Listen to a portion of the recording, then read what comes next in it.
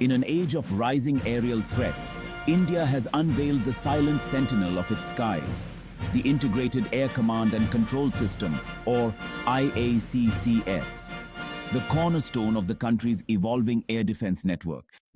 Developed by Bharat Electronics Limited, IACCS integrates live data from radars, missiles, aircraft, and civil aviation nodes into a real-time command platform. This digital command center enables swift decisions across multiple battle theaters. India's air defense is built as a multi-layered shield. Each layer addresses threats at different ranges, from shoulder-fired missiles to long-range surface-to-air systems. Coordination between the Army and Air Force ensures unified national airspace security.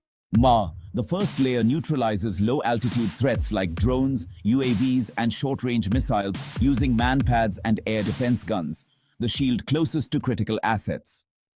The second layer kicks in with medium-range systems such as Akash and Spider, while the third engages higher threats with interceptors like S-400 and MR-SAMs, capable of tracking aircraft and ballistic missiles over hundreds of kilometers. The final layer consists of long-range radars and ballistic missile interceptors, creating a deep airspace umbrella. Strategic targets like nuclear facilities, air bases, and command centers are prioritized here. During recent aerial standoffs along the Western Front, IACCS enabled seamless targeting coordination and detection of potential threats, reinforcing deterrence with precision. With plans to integrate AI, space-based surveillance, and next-gen interceptors, the IACCS is set to evolve into a fully autonomous defense grid, guarding India's sovereignty with eyes on every front.